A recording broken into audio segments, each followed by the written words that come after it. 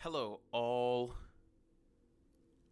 I'm so happy to announce I am creating a podcast, and you are the very first listeners. So thank you. Really appreciate it. Tonight, I interviewed a good friend, PE teacher, yoga instructor, Nicole Thweatt Henke. So, we're going to get right into it. And I'd like to say that it was a great time, and I'm glad they came on the podcast. Thanks again for watching, listening, and being the first to hear the Rogue podcast.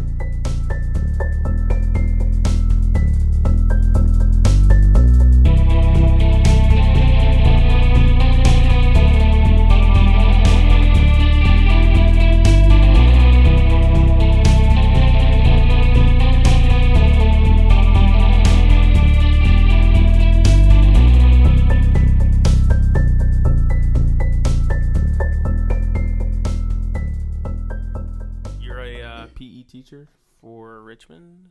Yes, so I teach physical education / health within Richmond Public Schools,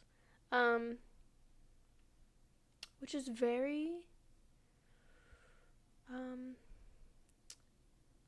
do I explain it?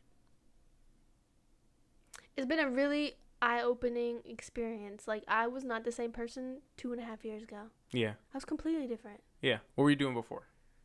Well, I was also a teacher then, but I was teaching yoga full-time. I was waiting tables. I was painting when people would pay me. Yeah. I don't know how I got paid the money I did for the little experience that I had. Like, That's a good thing. I need at least this per hour. They're like, yeah. Fine. Yeah, that's a good Okay, thing. thanks. Yeah. So with everything that's been going on with COVID, it's put a lot of stress on everybody, but I can't even imagine, like, for kids nowadays, like, how much the uncertainty in just the school. I mean, I know personally growing up, I wasn't very fond of school, and if I had to go through this, I would be, like, going nuts. So what have you done to mitigate that, to kind of adjust, to change your teaching style? And have you noticed any other techniques that people have used? So, fortunately, as a PE teacher, I have a curriculum, but it's not really checked on. So, yes. So it's not checked on too much. Like, I'll get observed, which oddly enough I got observed today, and it was the worst class I ever taught since this COVID stuff happened. So anyway, that happens. So my teaching style has not really changed. I've always tried to just come to the table and be open and create a safe space for the students, because I don't have SOLs that I teach. Yeah. Technically, we do have standards to teach to, and I'm teaching to them, but I stick mostly to emotional health and just having a good time and learning about their bodies.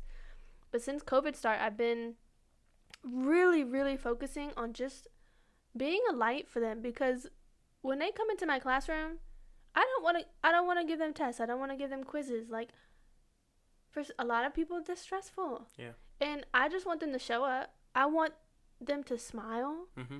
I've done a check-in since I started teaching at this school, where they have to rate themselves, like a 1 to 6. Like, if they're feeling a 6, they when they were in the gym, they would run up and they would jump and touch the 6 because they're feeling like their best self. Yeah. Right? Yeah. And so I'm still doing those check-ins. Yeah. And it's amazing the honesty that you get from children. Yeah. Today, most kids are like, "Oh, I'm a 6. Like, I'm a 6. And then you get the kids that are like, "I'm a 1. But then, within like 10 seconds, they're laughing so hard. They're like, a 6, and they're showing me on the screen. But then you get like one kid who's always a 4. Yeah. Like, level-headed. Touche. Yeah. But the kid that comes to the table with like a 4, I'll ask them again at the end of class, and if it's like a 5, I'm like, yes, like I did my job today. Like Yeah. I made space for this kid to feel better about how they feel about themselves, what's going on in the world. Yeah. So like, I'm just trying to provide a safe space. Yeah. That's it. Yeah. And also too, I saw some of your videos you posted online, your Coach Henke account. That's really cool. To be able to, take the initiative to keep the engagement with the kids, especially when PE's, just as much about fun as it is about like real world, like learning experiences. We learn through play. Yeah. And so the Which ability to... we forgot. Yeah. A lot along the way. So I'm just trying to be that person. Yeah. Yeah. But what other things do you think, like, the education system could do moving forward to keep the kids engaged? Well, one thing that RPS is doing, and I don't know a lot, I'm just the PE teacher in RPS, but I do try to follow. They're creating a lot of new schools that are like really bright and engaging, and they're making like the learning spaces nice. Yeah. Like what you would see in a private school. Now, for me, I wish that they would go a little bit more toward like Montessori style, because that's just me. Like I'm a yogi at heart. Like that's just me. Like give them all these fun things to play with, but it's hard when you have so many kids in one space. Yeah. Yeah. Yeah. I mean, the ideal would be like to be able to give one-on-one attention to every kid. Yeah. But resources wise, it's kind of not feasible. One-on-one would be really lovely, but also teaching in a group setting is the reality. Like, yeah, I mean, you have to interact with people in the real world. Once you get out of school, once you move on in your career, you have to learn how to deal with others. Yeah, you do. Yeah. I just wish there was a little bit more of a balance in schools instead of just teaching to a test. Yeah, I absolutely hated tests in school growing up. It felt like the information was important and the application of the information was important, and then the test was just kind of like people want easy assessments. They want to do as little as possible to check in. But I think a lot of times when you just test kids, you forget that human beings are people that we're goal oriented. And a test feels like an arbitrary goal because you take the test and then it doesn't matter. Like, of course you get the grade, but it's like, what does a letter represent? Like A, you got an A, congratulations, you did a good job. But I feel like a lot of kids suffer when it comes to understanding the why of what you're doing. Because I personally, growing up, like, I have to know why. And it's like if you were, because the education system, the way we have it right now, is pretty recent with the industrial era. So before, people were educated in small schools or just educated at home. And so all the skills they learned were directly related to their family's survival or just the needs of the family. And so you had this overarching why. It's like, well, why do I have to learn how to milk a cow? It's like, well, because we need to eat. And it's like, why do I need to learn how to plant food? It's like, well, we need to eat. We have to eat. And so there's like, the why is, well, we have needs that we need to take care of, and we have needs as families, we have needs as communities, we have needs as countries, and as the world as a whole. And so if we could teach goal-oriented as opposed to like assessment-oriented, it's because life is the only test that really matters. It's the only thing that you're going to be actually graded on. Because after you leave school, high school, you have a GPA, but it really what really matters is what can you do? Like, what are you effective at doing? And can you add value, and can you sustain yourself? And are you able to be independent? Independence is something that's really core that I think is important to kids. Yeah. Yeah, I teaching agree. independence. Yeah. Yeah, I wish that, which I'm trying to do is kind of teach them emotional regulation, because I just turned 30. I'm still learning. We all are. Okay. We're all learning. Touché. It's lifelong. But like for the kids that I teach, it's the, just the reality of the world. They don't have a lot of resources as other schools have or other communities have. In Richmond. In some places in Richmond. Okay. Yeah. And you just want to help them regulate themselves and help them find their goal that they want, but it's hard to kind of see a goal sometimes when you are too busy focusing on, your community, or being kicked out of your housing, or, your family not having money until a certain date, and that's hard. So we can teach independence and all this stuff, but it's hard to teach it when they don't have space to learn it. If that makes sense. They're too busy worrying about their fundamental safety. Yeah, definitely. If you can't take care of your most basic things like safety, security, and as a kid, you really are powerless in the world. You're, to an extent, you have to go with where you are. You don't really have a choice, and you're not really able to change your surroundings.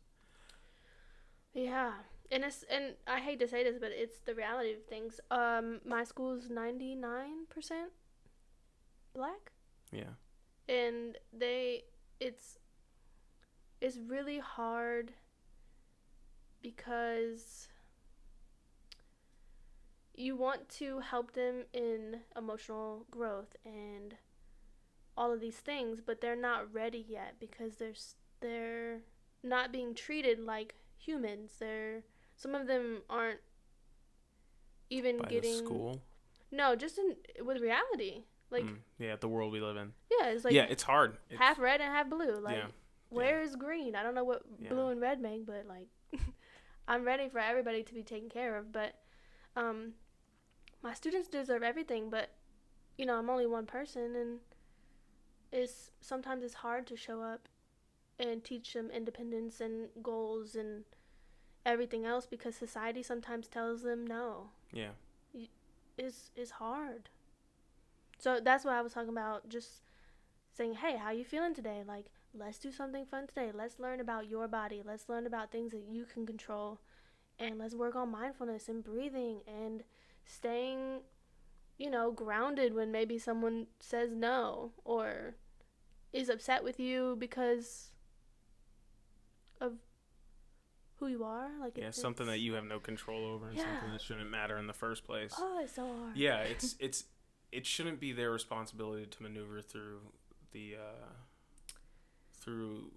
like the culture as a whole. Like it shouldn't be on them. Like it's not their problem, but they're the ones that have to bear the brunt of it. I mean, all kids, Yeah, and I'm still learning even how to talk about race, because I'm a white person. I mean, I'm gay, but that only gives me like a little bit of like inequality, but like that's nothing.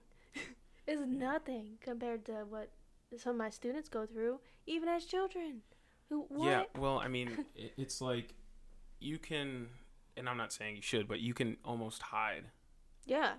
If you wanted to. If I wanted to, yeah. Yeah, you 100%. Could just hide and not have to deal with it. And but you don't have to deal with like the things like people walking on the other side of the street when they see you. Like just True. And you can't like go home and like take off your skin color. Sure can't. Yeah. But I sure do look like when I'm traveling sometimes and I have to stop to pee. Man, I wish I had a she pee at that point, because I would pee by my car. I don't care. Because sometimes... Brought to you by She Pee.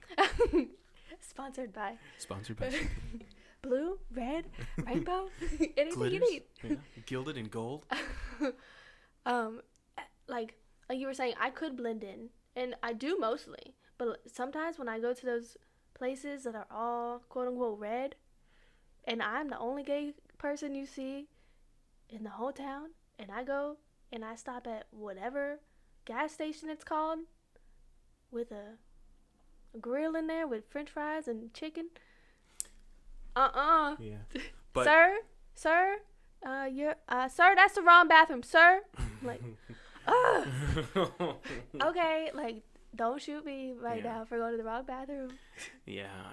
It's unfortunate, but I think the longer you deal with things like that, the more you kind of realize that, you know, as dark as things seem now, my personal view is that we as like human beings here on Earth are on a trajectory towards something better. And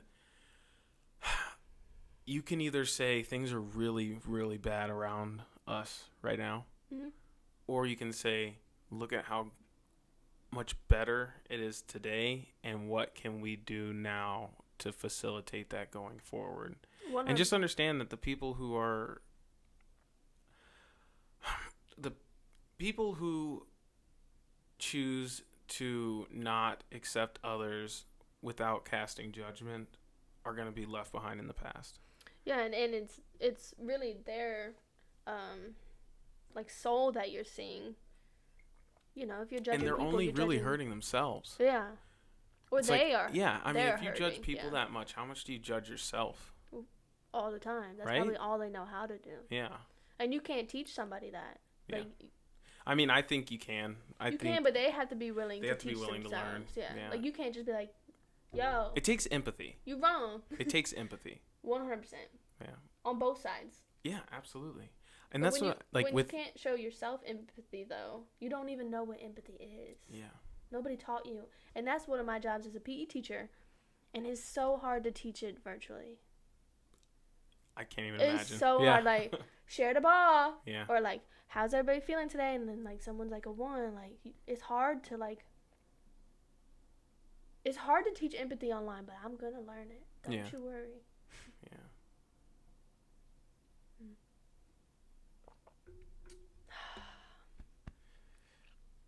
Well, that's school. Schools. Get some schools. Yeah. But, yeah, caring about other people, it's...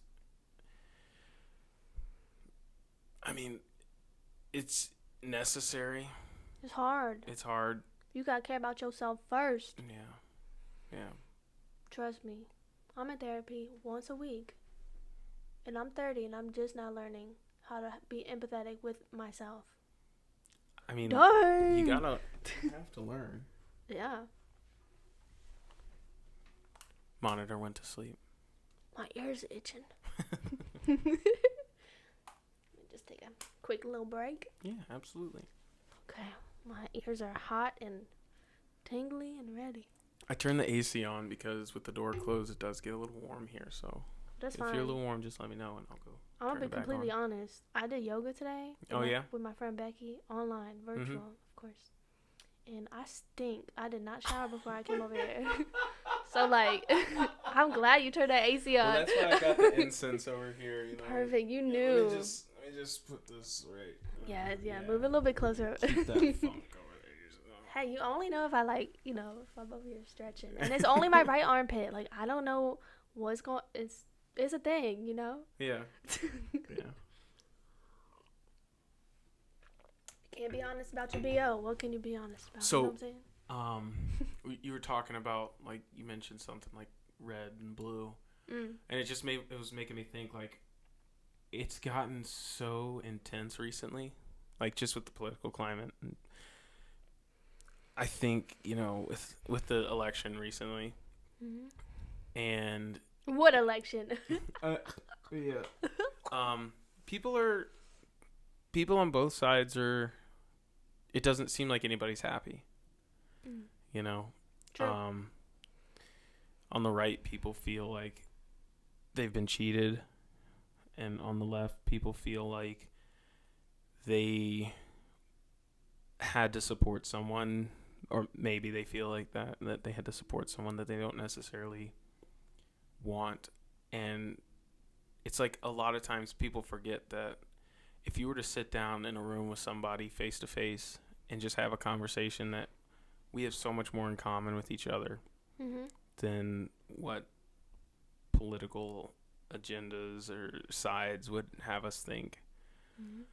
I mean, everybody, I remember like on Snapchat, you can like go to Snap Maps and you can zoom in all around the world when everything was like popping off a few years ago, you know? Oh, yeah. Like you could zoom in and you could go to South America and Africa and Europe and like just you could zoom into all these countries and just see people posting on Snapchat, and it was like no matter where you went, no matter what language they were speaking, it was like all the same thing. It was people spending time with people they love, people posting about what they were having for dinner, people driving down the street even though they shouldn't have been on their phones, you know. But I mean, it's just people trying to have a good time and enjoy life and be around people that they like love, you know. And so it's like, as different as people appear to be or were made to believe we are, at the end of the day, people want to be safe. People want to be around people they love. People want to have a good meal. It's like we don't need as much as we're told we do, and we're not as different as we're told we are. Yeah. Yeah, I don't think I've ever had Snapchat. I thought that was just for like doing things, but I never had a Snapchat, to be honest. Yeah. But I feel like I missed out on something now that you're talking about all this. I mean, yeah, like you should check it out. I mean, you can also do it on like I think you can. It's harder on other things because Snapchat is visual. So what you can do is like you can see the globe basically, and it's got hotspots of like people posting, and so you can like zoom in on like I mean, you could go see like people in France. That's cool. Like zoom in, and it's like people posting things from their night on the town in France. Or you could go to like California and you can zoom in to California and see people like buying a pound of marijuana. Oh my gosh. From a dispensary. And it just kind of shows you like how different it can be in like different places yeah. too. You can go to Florida, you could see people at the beach and like, I mean, just all over. You could go to these hot spots and just like zoom in and just watch like life happen on a global scale. Wow. But individually. A global scale where there's internet and electricity. Well, yeah, where and there's phones. internet. Yeah. I'd love to experience somewhere that doesn't have those resources or those opportunities eventually. And just go. I hope. Yeah, I don't know. I don't think we're ever going to go back to not having those things. True, but some places don't have them. Still. Not yet, but hopefully. I don't know. As long as that's what they want, and it's not something that's just denied because they can't get access to it. True. You know, because I mean, the internet can be an amazing tool, and I'm of the group of the utility of the internet. And people like to demonize it, but it's like... People that don't want to connect to anybody else. Yeah. They just want to stay in their house and not see the world. I mean, people... Fear of things, it stops people a lot. Yeah. So, like, I remember when the internet first started becoming a thing, for me, like, the parents were always like, don't go on those chat groups. Don't go on those chat pages. Don't go on those... Don't go in the chat.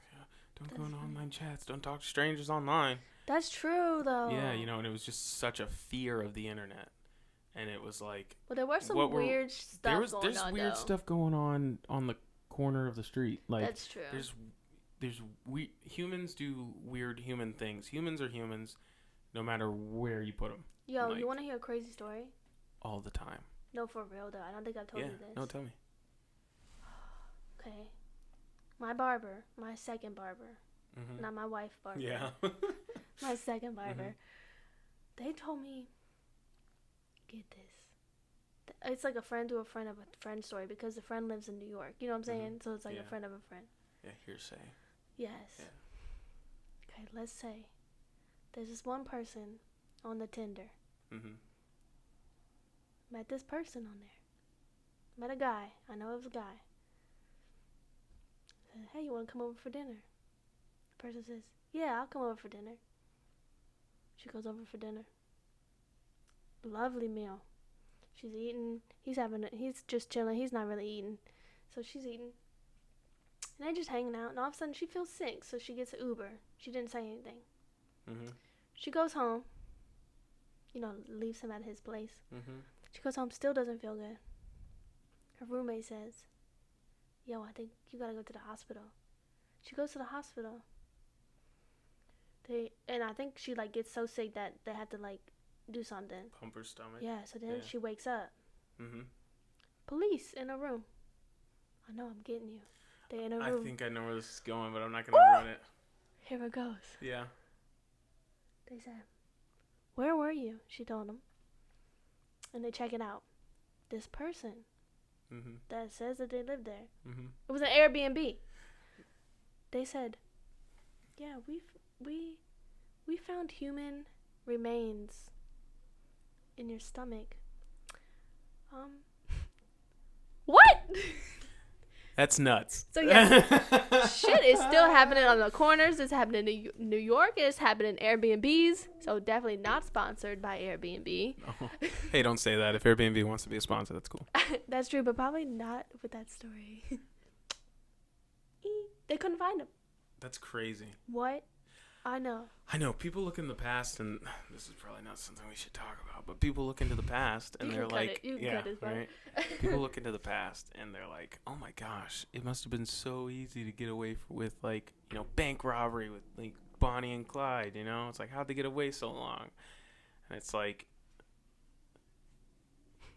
people find a way. That's the problem, is, people who are up to nefarious things are going to find a way. You always find a way if you want to. So it's like a constant, back and forth. But which is good, if you understand that it's constant, then you can't live in fear of it, True. Yeah. Because if it's a constant, then... That's you? Yeah, so it's just coming through the... That's your phone? It's connected to the Mac. Okay. We'll have to cut that out. Okay. That's cool. These things make my ears, hot. Mm-hmm. Wow. Never done these before.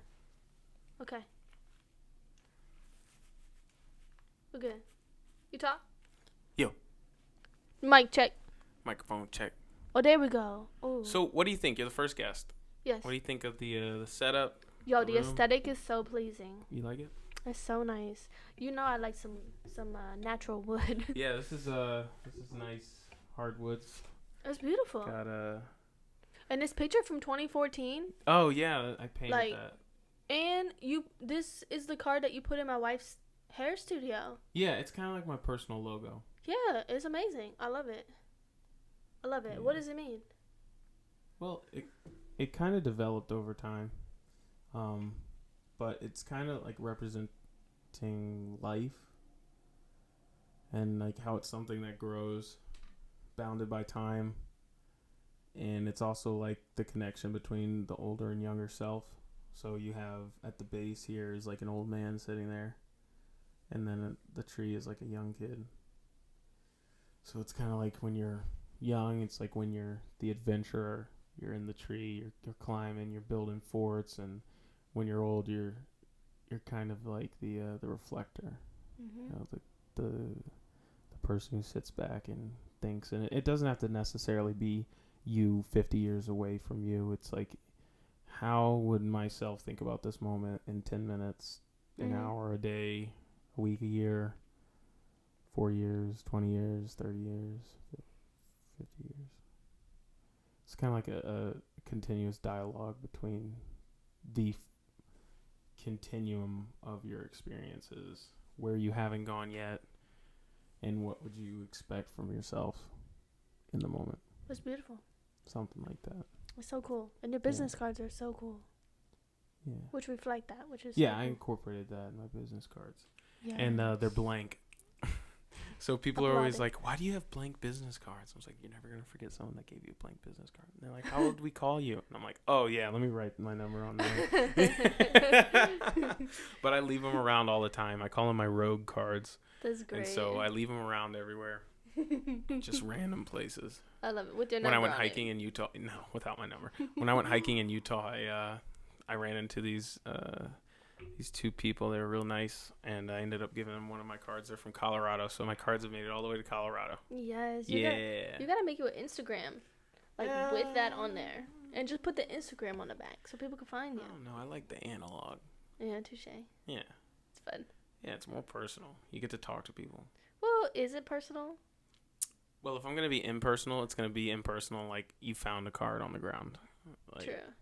True. Or like hidden in a house I've fixed. That's But another thing too. It's like I've hidden a bunch of them in places I've worked. That's So great. like the next contractors come by, and that's actually something cool too. So I work in construction, and so kind of like this idea of like the conversation between yourself and your younger self, or yourself and your older self.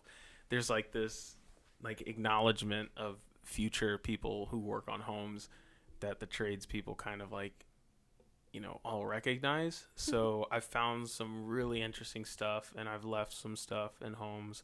Cool. And a lot of it's like newspapers with the dates, coins. One of the coolest things I found was they were these cards from World War II, and they were like updates of the war. So, like handwritten letters? No. They were like mass produced. I can't remember exactly what company did it or whatnot, but they're like mass produced like cards. It's like, these are the pilots who are fighting in the European theater, and it like had like the date and like a little story about them. It was just kind of cool, and it was left in the house. That is cool. Where was it left? In the walls? It was under a wall. Wow. Yeah. Oh my gosh. Wait, that reminds me. When you were helping me put tile, I mean like doing it for me, and I learned. I did learn though. I did my own tile project after. We did it together. It was fine. It was so great. Fun. But that made me remember we was drinking a little bit, like too much apple juice. I don't know. Apple juice. And I don't even really like sugar, so not apple juice. Just some beers. So I put a letter to write in the wall, and I forgot what it says. Yeah. I'm never gonna know now. I mean, you might if you tear it out. Probably not. Yeah. No, I've left yeah, it's just something you do. It's cool. And like the only other people that really see it are like people that tear apart the house, like other tradespeople. Right. So I saw this funny picture of like it was like tradesmen's memes. And this roofer had left a Gatorade in a knot on a plank in the roof of a building. So like the next person who tore the roof off, it had like a little handwritten message that was like a Gatorade for the next guy. Yeah. That's great. Yeah. I feel like a lot of tradesmen, whatever, are tradespeople. You can still say men, right? The trades. Tradesmen? No. I don't know. Women, men, women.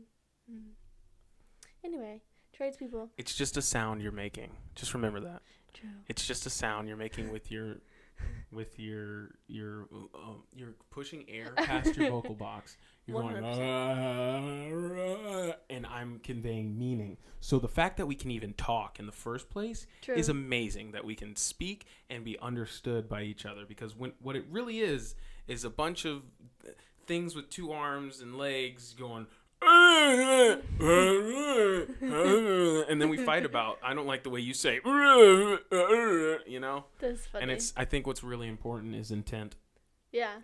Intent is definitely more important when it comes to communication, because I mean, you can say whatever you want, but if you don't have good intent, or if your intent is good and people define what you say differently, then it can create a disconnect and a miscommunication with people. True. And I think that's where probably a lot of, I mean, just think about like going back and reading Old English. You have to, it's still the same language, but there's so much context. You need to know cultural context. You need to know like what was going on. Like, well, we don't use this word anymore this way. You know, so it's the same language, but it's changed so much that you could still have trouble trying to convey to someone who only understood it that way. And it's just like we agree upon the rules of communication so that we can try to guess intent, because it's really a guessing game. That's what we're doing, is because we can never experience what it's like to be someone else. So we just gotta, communication brings us together, and if you're using the same dialogue, it facilitates dialogue. And that can bring us together. That can tear us apart. That can condemn. It can really hurt. It can help. It can show people that you love them. But yeah, there's like this Pink Floyd song, "Keep Talking," and they sample Stephen Hawking's, I believe. And he's like, all we have to do is make sure we just keep talking. And it's like pretty cool. Yeah. I mean, as long as we're still communicating, you know? Yeah, 100%. But some people don't communicate well or have the good intent. Yeah, and I think everybody should probably take the idea of like, am I the one that's not understanding? Which could be very well.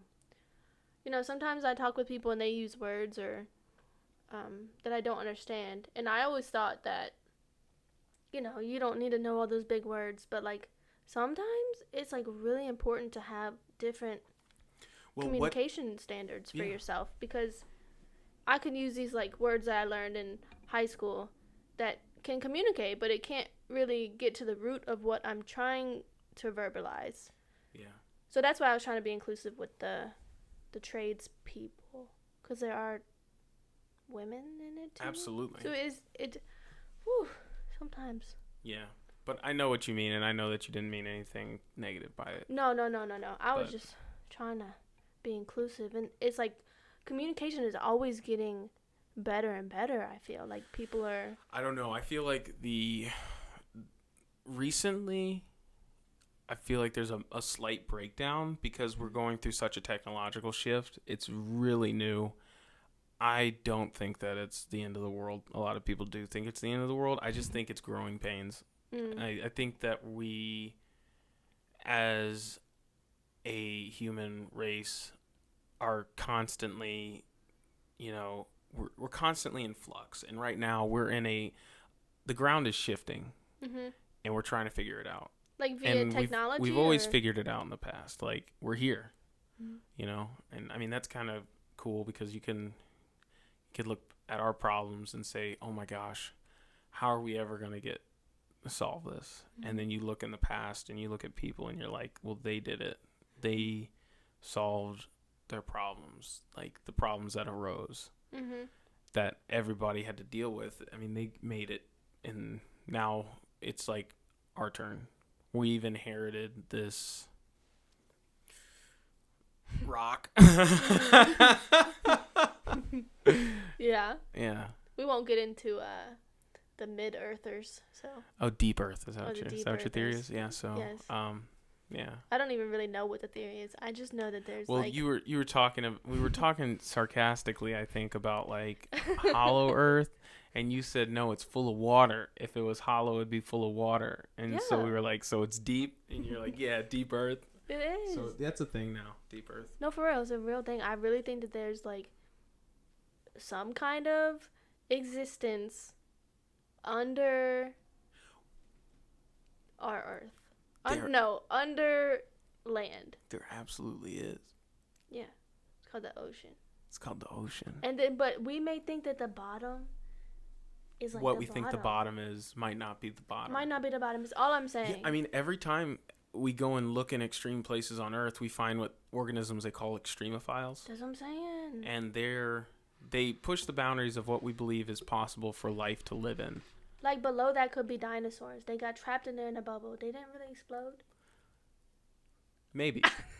Hey, I don't know. We don't know. Nobody knows is what I'm saying. We don't know. Like typically when they find extremophiles, though, they're microorganisms.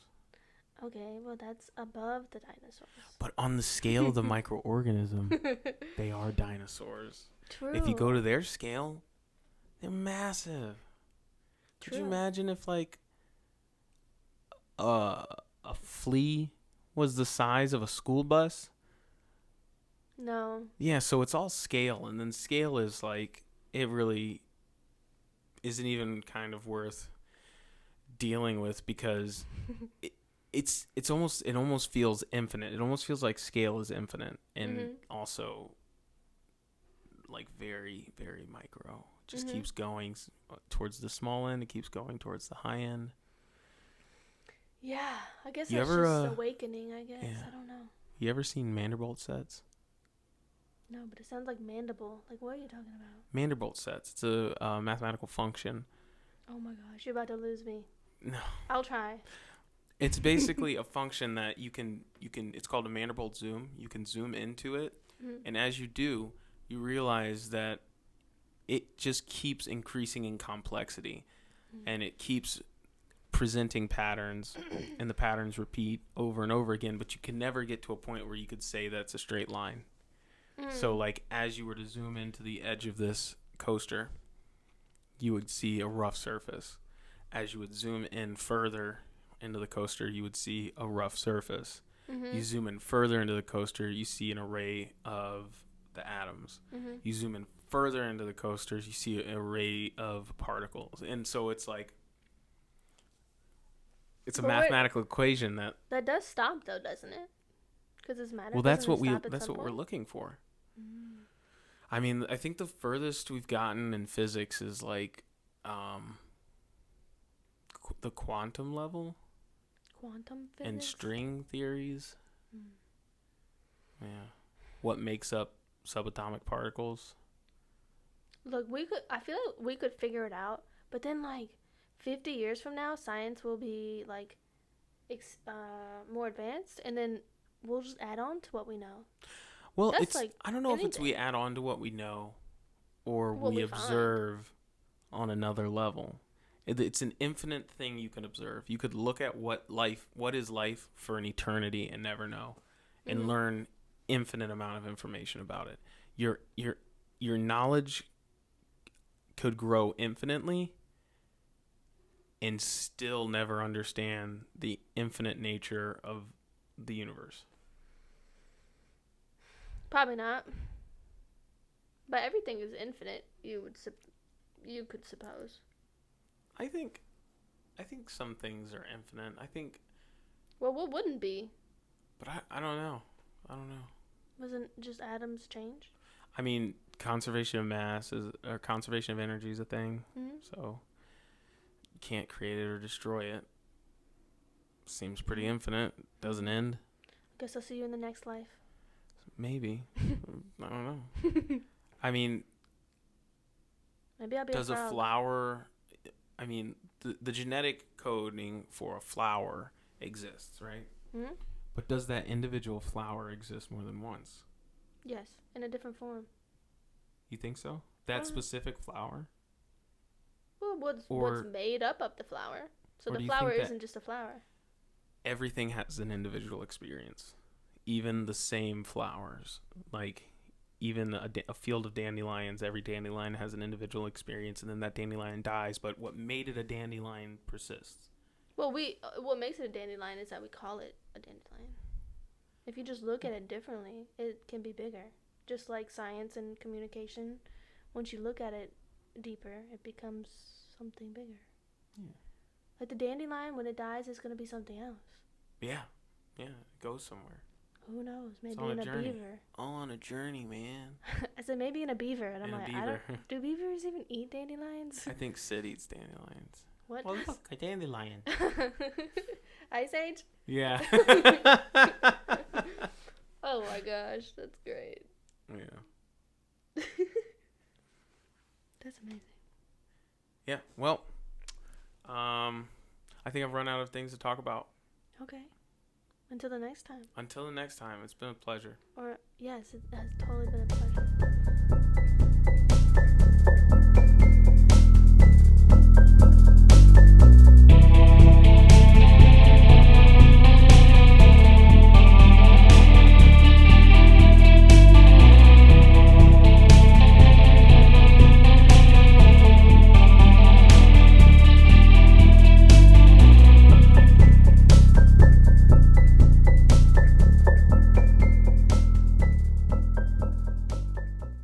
Thanks everybody for checking out the podcast. If you liked it, let me know.